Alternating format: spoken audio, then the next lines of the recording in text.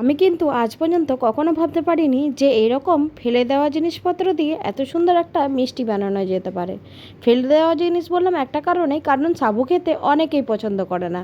যেমন আমার বাড়িতে কিন্তু কেউ সাবু খেতে পছন্দ করে না, কিন্তু আজকে বললাম সাবু দিয়ে একটা অন্যরকম রেসিপি বানায়, আর সেটা যদি হয় মিষ্টি তাহলে তো সবারই খুব প্রিয় হবে। আর তারপরে বানানোর পরে সেটা কিন্তু খুব ভালো খেতে হয়েছিল, তাই জন্য তো আরও সবার প্রিয় হয়ে গেল। এটা কিন্তু একদম প্রথমবার বানাচ্ছি, আর জানো তো জীবনে কোনো জিনিস অজান্তে করলে সেই জিনিসটা যখন সাকসেসফুল হয় তখন তার থেকে আনন্দ পড়ে আর কিছুতে নেই। আর চলো, ওই কথা তো পরে বলবো, আগে তোমাদের সাথে রেসিপিটা শেয়ার করি। আর রেসিপিটা কিন্তু পুরোটা দেখতে হবে। অনেক তোমরা ইউটিউবে হয়তো দেখেছো বা ফেসবুকেও দেখেছো এই রেসিপিটা, কিন্তু আমারটা সম্পূর্ণ আলাদা। আর কি কি আলাদা রেসিপিটার মধ্যে যুক্ত হয়েছে সেটা দেখার জন্য তোমাদের কিন্তু পুরো ভিডিওটা দেখতে হবে। চলো তাহলে ভিডিওটা প্রথম থেকে শুরু করি। আমি কিন্তু সাবুটা প্রথমে জলের মধ্যে ভিজিয়ে রেখেছিলাম, প্রায় 1 ঘন্টার মতন ভিজিয়ে রেখেছিলাম। সেটাকে একদম মানে সাবু যতটা পরিমাণ ছিল তার থেকে 1 চামচ 1 কাপের মতন বেশি জল দিয়ে ভিজিয়েছিলাম। তারপরে কিন্তু সেটা জল ঝরিয়ে নিয়েছি। আর জানো তো ওটা না হালকা আমি ইয়ের মধ্যে মানে ফ্যানের হাওয়ার মধ্যে রেখে দিয়েছিলাম। তোমরা যদি রোদ থাকে রোদের মধ্যে নামিয়ে দিলে আরও বেশি ভালো হয়, কিন্তু আজকে যেহেতু রোদ দেয়নি সেই জন্যই কিন্তু আমি ফ্যানের হাওয়ার মধ্যে নামিয়ে নিয়েছিলাম। সেটা প্রায় 10-15 মিনিট রেখে দিয়েছিলাম। এদিকে একটা দুধ আমি জাল করতে দিয়েছি, কড়াই চাপিয়ে সেটার মধ্যে দুধ ঢেলে দিলাম। আর এটা আমার আমুলি যে প্যাকেট দুধ হলো হয় সেইগুলোই কিন্তু দিয়েছিলাম, ওই যেটা মানে গোল্ডের আমুলের গোল্ড হয় সেটাই। আর তারপরেই দেখো এখানে কিন্তু আমি 1 প্যাকেট গুঁড়ো দুধ দিয়ে দিচ্ছি। আর এটা ভালো করে জাল দেওয়ার পরেই তারপরে কিন্তু গুঁড়ো দুধটা মিক্স করবে। আর এটা জানো তো জাল দিতে আমার 15 থেকে 20 মিনিট সময় লেগেছে। আর এইদিকে তো আমি মিক্সার গ্রাইন্ডারে বাটির মধ্যে ভালো করে পেস্ট করে নিয়েছি। আর পেস্ট করার পরে আমার মনে হলো এটা যেন একটু জল জল মনে হয়, একটু মানে বেশি ঘন ঘন হয়ে গেছে। তাই জন্যই কিন্তু আমি এর মধ্যে সুজি মিক্স করে দিলাম। আর সুজি একটু দিলে এটা বেশ আঠা আঠাকে হয়ে যাবে। আর তারপরে কিন্তু আমি সুজিটা মিক্স করে ভালো করে ফাটিয়ে নিয়েছিলাম। আর এদিকে আমার দেখছি দুধটা তখন জাল দেওয়া অনেকটাই কমপ্লিট হয়ে গেছে। তাই জন্য কিন্তু দুধটা আমি একটু মানে বন্ধ করেই রেখে দিয়েছিলাম জাল দেওয়ার পরে। জানো তো আমি না প্রথমে ফাটাতে পারছিলাম না, তাই জন্য আমার মামিমাকে বললাম যে তুমি একটু ফাটিয়ে দাও তো। এটা বেশ ফাটানোর পরে এটা মানে ভালো করে ফাটিয়ে না নিলে এটা কিন্তু ভালো করে ফুলবে না। আর যত তুমি তেলে দিয়ে ছাঁকবে তখন কিন্তু বেশি ফুলে ফুলে ফুলে আসবে, তখনই কিন্তু ভালো হবে খেতে। আর এই দেখো আমি একটা অন্য কড়াইয়ে তেল গরম করতে দিয়ে দিয়েছিলাম। তেল গরম করতে দেওয়ার পরে তারপরে কিন্তু আমি সাবুগুলো সব মানে বল আকারে দিয়ে দিলাম তেলের মধ্যে, ছাঁকা তেলের মধ্যে। আর এই তেলটার মধ্যে আমি কিন্তু একটুখানি ঘিও দিয়েছিলাম। তারপরে দেখো কত পরিমাণ ফুলে উঠছে। সেটা ফুলে ওঠার পরে আমি কিন্তু এপিট ওপিট ভালো করে ভেজে নেব। আর জানো তো গ্যাসের ফ্লেমটা একদম লো করে রাখতে হবে। আর যদি হাই করেছো তাহলে কিন্তু একদম এগুলো পুড়ে যাবে আর লালও হয়ে যাবে, তখন কিন্তু একদম রসমালাইয়ের মতন দেখতে লাগবে না, তখন কিন্তু পান্তুয়ার মতনই দেখতে লাগবে। সেই জন্যে কিন্তু রসমালাইয়ের মতন যাতে দেখতে লাগে সেই জন্য কিন্তু গ্যাসের ফ্লেমটা একদম লো করেই ভাজতে হবে। প্রথমে যখন কড়াইয়ে তেল দেবে তখনই কিন্তু গ্যাসটা একটু হাই ফ্লেমে করে আমার তেলটাকে ভালো করে গরম করে নিয়েছিলাম। তারপরেই কিন্তু গ্যাসের ফ্লেমটা লো করে আমি সেটাকে ভেজে নিলাম।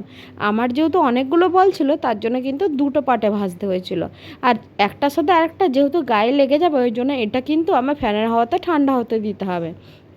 আর এটা ঠান্ডা হতে না দিলে তখন কিন্তু একটার সাথে একটা জড়িয়ে গেলে তখন সেটা আর টেস্ট লাগবে না। আর এটা বানানোর পরে এত নরম হয়েছিল সেটা খেতে, মানে সাবুর পায়েস যে এত নরম হতে পারে সেটা তো ধারণা করাই যায় না। আর সবাই খেয়ে দুর্দান্ত বলেছে, সবাই বা বা করেছে, নাম করেছে সবাই। তোমরাও এইভাবে একবার বানিয়ে দেখো। আমি কথা দিলাম যে এইরকম হয়তো রেসিপি তোমরা আগে কোনো দিনও খাওনি, অনেক দেখেছো ফেসবুক ইউটিউবে, কিন্তু আমার রেসিপিটা একবার তোমরা ট্রাই করে দেখো বাড়িতে। এদিকে দেখো আমার দুটো পাটে কিন্তু ভাজা হয়ে গেল। তারপরে কিন্তু সবগুলো তুলে নিলাম। প্রথমবারেগুলো কতটা বড় বড় আমার ফুলে উঠেছে দেখো, তারপরেগুলো ফুলে উঠেছে, কিন্তু প্রথমবার এগুলো বেশি ফুলে উঠেছিল, কারণ গ্যাসের ফ্লেমটা হাই করার পরে লো করেছিলাম। তারপরে ওই যে জাল দেওয়া যে দুধটা ছিল সেটাকে কিন্তু আবার গ্যাসটা জ্বালিয়ে নিলাম। তারপরে একটুখানি ফুটিয়ে তার মধ্যে কিন্তু এই রসমালাইগুলো একটু ঠান্ডা করে আমি এক এক করে দিয়ে নিচ্ছি। আর এইগুলো জানো তো যেটা একটা একটার সাথে জয়েন্ট হয়ে গেছিলো আমি কিন্তু সবগুলো ছাড়িয়ে নিয়েছিলাম। তারপরে কিন্তু দুধের মধ্যে দিয়ে বেশ কিছুক্ষণ এটা জাল দিয়ে নিতে হবে। আর দুধে মানে কড়াইয়ের গায়ে যে দুধগুলো লেগে থাকে সেইগুলো কিন্তু ভালো করে ছাড়িয়ে নেবে। আর এটা যত পরিমাণ ফুটাবে তত মালাইয়ের মতন খেতে হবে। আর যত মালাইয়ের মতন খেতে লাগবে তত কিন্তু আরও বেশি টেস্ট হবে। তোমরা কিন্তু এটা নলেন গুড় দিয়েও বানাতে পারো। আমি কিন্তু নলেন গুড় যেহেতু বাড়িতে ছিল না, তাই জন্য চিনি দিয়ে বানালাম। আর চিনিটা কিন্তু আমি 3 চামচের মতন দিয়েছিলাম, যেহেতু আমার অনেকগুলো সাবুদানা ছিল সেই জন্যই। আর এরপরে কিন্তু আমি ভালো করে ঘেটে নিলাম। আর ঘেটে নেওয়ার পরে এটাকে কিন্তু আরও একটুখানি জাল দিতে হবে, যেহেতু একটুখানি জল জল রয়ে গেছে। আর একটু না জাল দিলে এটা ঘন হবে না। আর একটুখানি জল মানে জল জল থাকবে, একটুখানি গ্রেভির মতন থাকবে। এটা কিন্তু তোমরা গ্যাসটা অফ করে দেবে, কারণ এগুলো যেহেতু সাবুর জিনিস, তার জন্য কিন্তু একটু মানে জল জল না থাকলে এটা আরও বেশি ঘন হয়ে যাবে, তখন কিন্তু জমাট বেঁধে যাবে, তখন সেটা একদমই তখন তোমরা টেস্ট পাবে না, আর শক্তও হয়ে যেতে পারে। সেই জন্য বেশ কিছুক্ষণ আমি কিন্তু জল জলই রাখলাম, তারপরে বেশ কিছুক্ষণ ফ্রিজে রেখে দিয়েছিলাম, তারপরে কিন্তু আমরা সেটা খাওয়া দাওয়া করেছিলাম। আর সেটা খাওয়ার পরে সবাই যা নাম করেছে সেটা তো আর বলার কথা নয়। তোমরাও একবার এইভাবে বাড়িতে বানিয়ে দেখো, দুর্দান্ত খেতে লাগবে। এটা কাচের বলের পায়েস বলতে পারো, বা সাবুর পায়েস বলতে পারো, বা সাবুর রসমালাইও বলতে পারো, যে যেটা খুশি নাম ধরে ডাকতে পারো। আর তোমাদেরকে তো বলতে ভুলেই গেছিলাম যে এই পায়েসটার মধ্যে আমি কিন্তু 2টো এলাচ ফাটিয়ে দিয়ে দিয়েছিলাম। তোমরা কিন্তু এলাচটা দিতে পারো, কিন্তু এটা সম্পূর্ণ অপশনাল, তোমরা চাইলে দিতে পারো, না চাইলে নাও দিতে পারো। আমার কিন্তু ভালো লেগেছে, ওই জন্য আমি দিলাম। তাহলে আজকের ভিডিওটা তোমাদের কেমন লাগলো সেটা জানিও।